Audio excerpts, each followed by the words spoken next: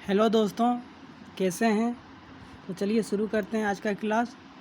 और यदि आप इनसे पहले वाला एक वीडियो नहीं देखे हैं, धमनी में ऑक्सीजन एवं सिरा में कार्बन डाइऑक्साइड का परिवहन, तो वो ज़रूर देखें। इसके बाद आप ये समझेंगे।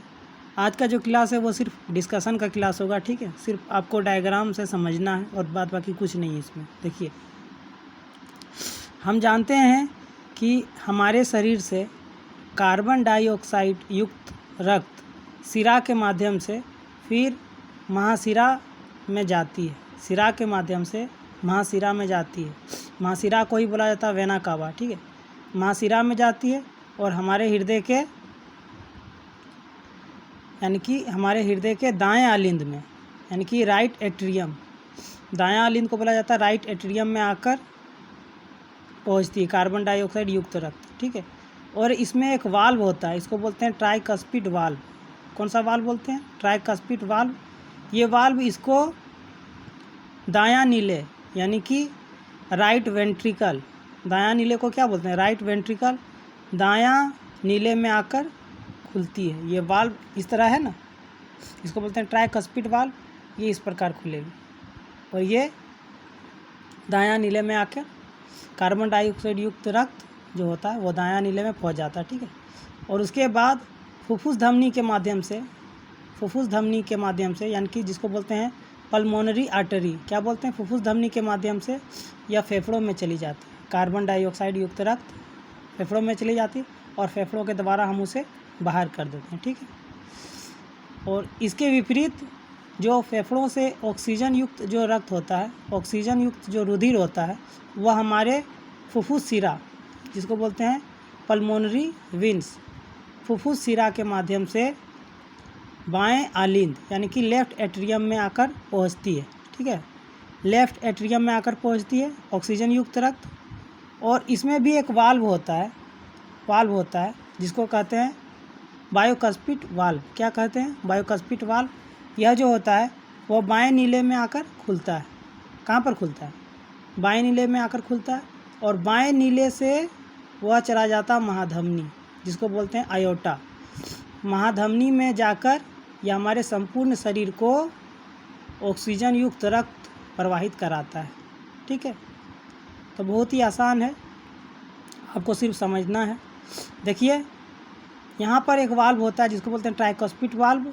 यह क्या करता है? कार्बन डाइऑक्साइड युक्त जो रक्त होता है वह सिरा फिर महाशिरा के माध्यम से यह दायां आलिंद, यानी कि राइट एट्रियम में आकर पहुंचता है।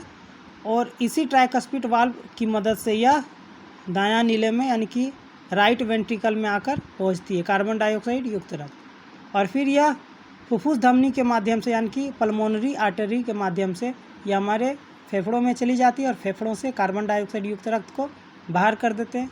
और फेफड़ों के जरिए ऑक्सीजन युक्त रक्त जो होता है वो फुफ्फुस सिरा के माध्यम से, यानी कि जिसको बोलते हैं पल्मोनरी वेन्स के माध्यम से यह हमारे बाएं आलिंद में आकर पहुंचता है, जिसको बोलते हैं लेफ़्ट एट्रियम। फिर बाएं आलिंद से यह जाता है बाएं नीले में। किसकी मदद से?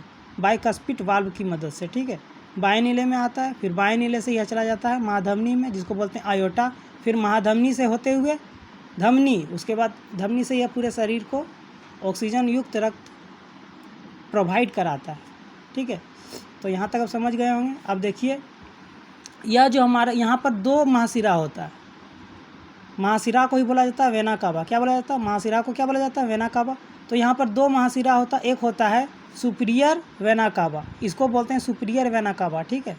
यह हमारे शरीर के ऊपरी भाग से कार्बन डाइऑक्साइड युक्त रक्त को दाएं आलिंद में पहुँचाता है। यह हमारे शरीर के ऊपरी भाग से कार्बन डाइऑक्साइड युक्त रक्त को दाएं आलिंद में पहुँचाता है, सुपीरियर वेना कावा। और इसको बोलते हैं इन्फीरियर वेना कावा। तो यह हमारे शरीर के निचले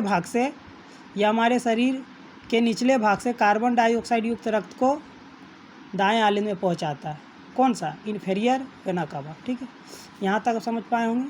उसके बाद देखिए, ये जो है आपका, इसको बोलते हैं राइट एट्रियम, इसको बोलते हैं लेफ़्ट एट्रियम, यानी कि इसको बोलते हैं दायां आलिंद, इसको बोलते हैं बायां आलिंद, इसको बोलते हैं राइट वेंट्रिकल, इसको बोलते हैं लेफ़्ट वेंट्रिकल, यानी कि इसको बोलते हैं दायां नीले, इसको बोलते हैं बायां नीले। और इन दोनों के बीच में एक विभाजिका होती है, जैसा कि हम बता चुके हैं, एक विभाजन पट्टी होती है, यानी कि एक दीवार होती है, जिसको बोलते हैं हम लोग विभाजिका, और अंग्रेजी में इसी को बोलते हैं हम लोग सेप्टम। ठीक है, तो यह क्या करता है, ये इनका कार्य क्या है, तो अशुद्ध रक्त, जो यहाँ पर अशुद्ध रक्त है, ठीक है, और यहाँ पर शुद्ध रक्त जो है, उनको आपस में मिलने नहीं देती है। क्यों? क्योंकि हमारा जो शरीर का तापमान है वो समान बना रहे और हमारी शारीरिक क्रिया ठीक तरह से, मतलब ठीक ढंग से कार्य कर सके।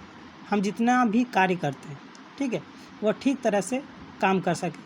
हमारी शरीर की जितनी भी क्रियाएं हैं, जैसे कि भोजन का पाचन होता है, श्वसन होता है, ठीक है, उत्सर्जन होता है, खेलना, दौड़ना, कूदना, पढ़ना, लिखना, सब शरीर का तापमान समान बना रहेगा तभी तो ये सब क्रियाएं हम कर सकेंगे ना। अब देखिए, तो यह जो नीले की जो भित्ति होती है, यह आप देख रहे हैं, यह होती है नीले की भित्ति। यह जो नीले की जो भित्ति होती है वो आलिन की भित्ति के मुकाबले थोड़ी सी मोटी है। यहाँ पर देखिए, थोड़ी सी ये मोटी है, नीले की जो भित्ति है वो मोटी है। क्यों? क्योंकि यहीं से जो होता है ऑक्सीजन युक्त रक्त, नीले से ही ऑक्सीजन युक्त रक्त वो हमारे सभी शरीर में पहुँचती है, और इसी नीले से क्या होता है, हमारा जितना भी कार्बन डाइऑक्साइड युक्त रक्त है वो फेफड़ों में जाते हैं। मतलब जहाँ पर संकुचित होगा, देखिए ये हमारा हृदय संकुचित होगा, तो दाब किस पे लग रहा है, तो इसी नीले पे दाब लग रहा है, इसलिए इनकी जो भित्ति है वो मोटी होती है। ठीक है, ये भी एग्जाम में पूछा जाता है।